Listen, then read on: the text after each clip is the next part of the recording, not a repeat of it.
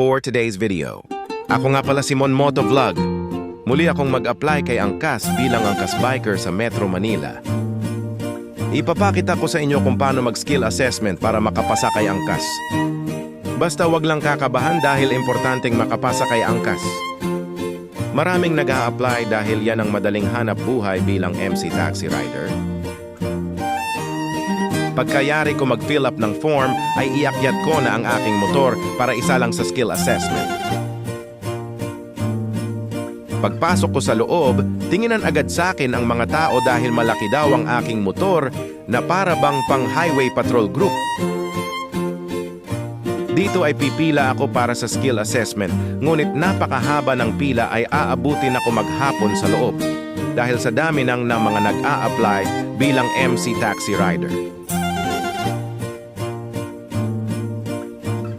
Kung mapapansin nyo yan dyan, ako isasalang sa skills assessment kung paano ka mag-balance ng motor na may pasaherong sakay dyan kasi nila makikita kung gaano ka ka-agresibong magmaneho pagdating sa pag-iingat sa karsada.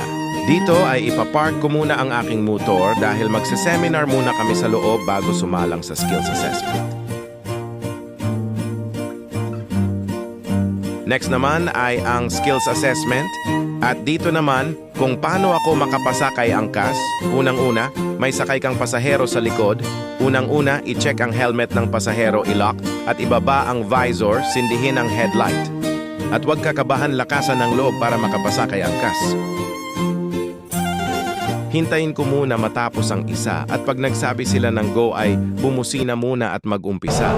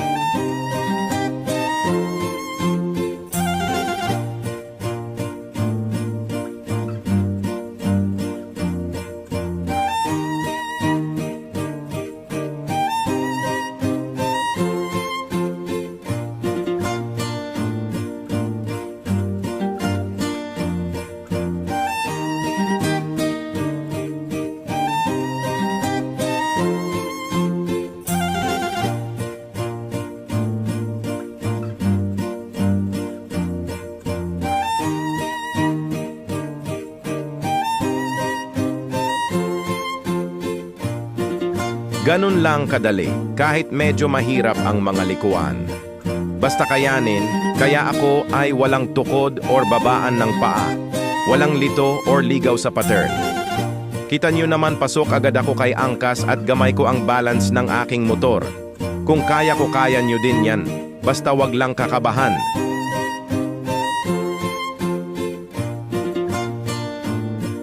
Pagdating dito ay i-check nila ang busina, flasher, headlight, gulong, lahat. Dapat all stock ang piyesa ng motor.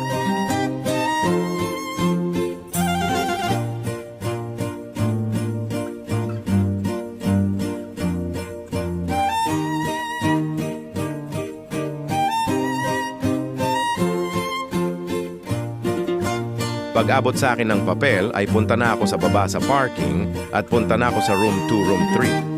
Dahil doon ko ipapasta ang aking mga requirements na ORCR at Professional Driver License at Barangay Clearance at NBI Clearance.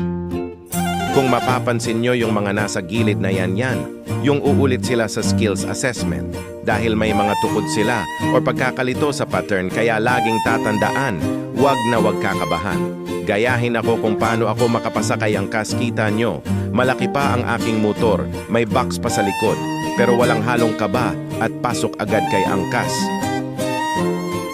Sa mga nagtatanong kung paano mag-apply kay Angkas, pumunta lang sa Angkas Tagumpay Center sa Ortigas at magdala ng requirements na ORCR Professional Driver License at Barangay Clearance at NBI Clearance.